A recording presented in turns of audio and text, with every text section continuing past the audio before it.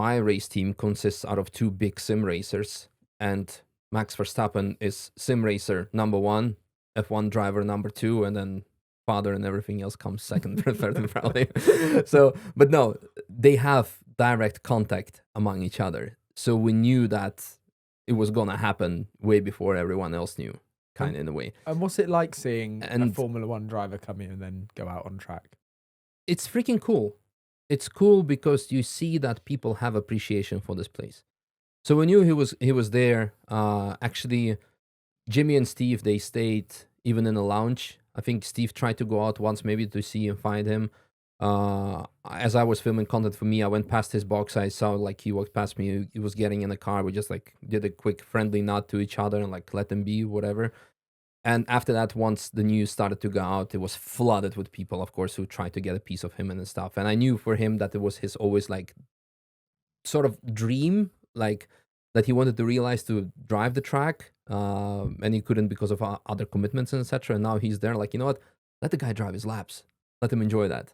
He's done a couple of laps. He broken the lap record by 2 seconds. Did he? Yes.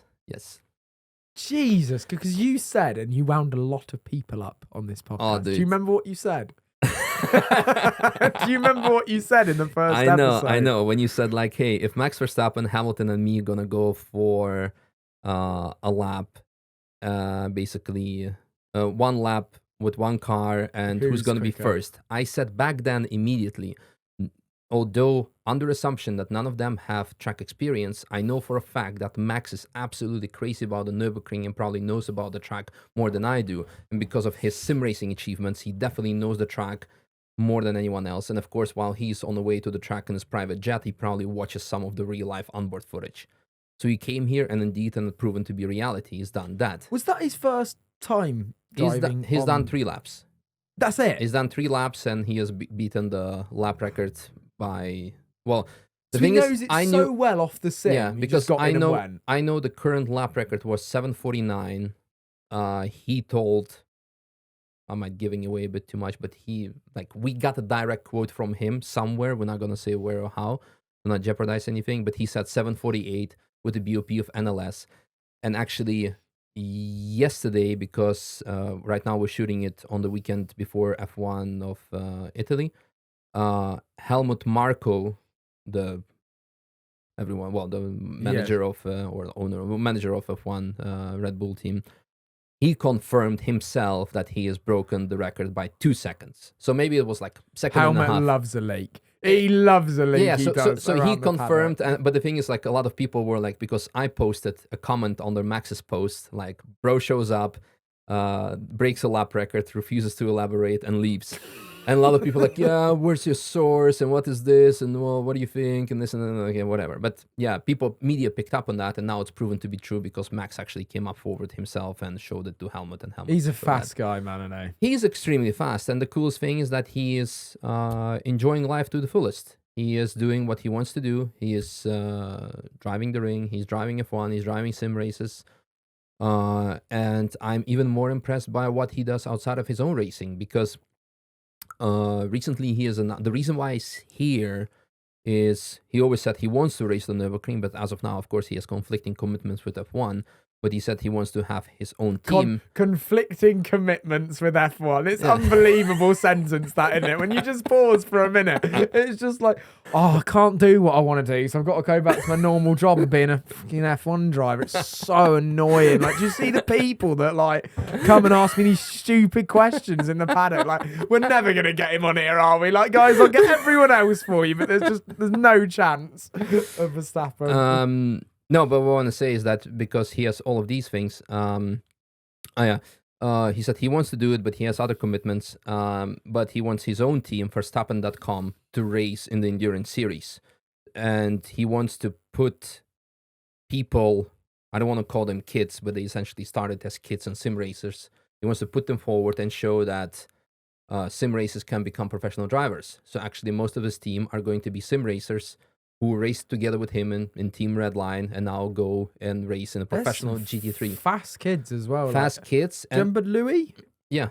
Like, he's quick still, like, and he's racing now, and he's quick. And that's inspiring to the next generation. That's cool that he wants to do it for them because he's funding it with his own. Well, he has money, of course, but he can do lots of other things with his money, and he can spend his time in a different way, because people are always gonna say like, oh yeah, but he does it because it's so easy for him. Well, there's always an alternative to do certain things with your money and time. And it is amazing that he does it for the community, for his drivers, fans, kids, you name it. And that's why I admire him more than what he achieves on the track. So yeah.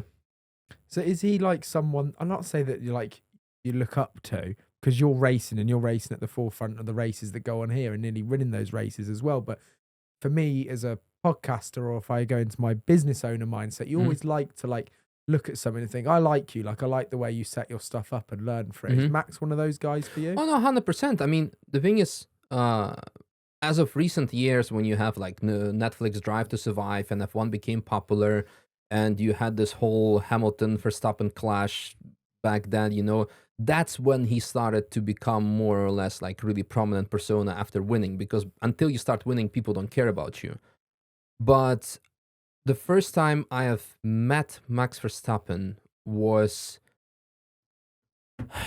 I think either 2013 or 14 at Rotterdam City Racing, or it was Bavaria City Racing back then called. Anyway, it was part of Rotterdam was closed off, so like fancy cars could do sort of a street racing. And he drove, I think, with a Formula 3 back then still. Not even, maybe my memory is not as good as it used to be. Maybe he had like one of the older F1 cars that he was allowed to drive before he got a F1 seat. Now, his father, Jos Verstappen, he is also ex-F1 driver, and he's also known for having amount of incidents and crashes. So everyone back then was already completely against him. Like, yeah, you're going to be like your dad crashing into a wall. Ha ha. Oh, yeah, whatever. You're not even like in F1. You're not even this, not even that. Eventually, he got the seat in F1. People were still up against him. He started being on front. People are still against him. Now he's a 4-time world champion. You look at the comments, people are still against him. Like, there's always someone going to be against it. But no matter what, he's out there having fun, proving everyone wrong. And whenever he doesn't like something, he's going to say it. Like, whether it's a press conference or something. Very much like you. He's going to say straight talking, it's straight going to shooter. straightforward, because, like, just like me, they want to ban me from the Nurburgring. Okay, you know what? There's so many things I can go and do with my life. And also in case of Max, if they're going to ban him from F1 because he said a bad word on the press conference, he's going to enjoy endurance racing or more time with his sim racing team or whatever. So always look on the positive.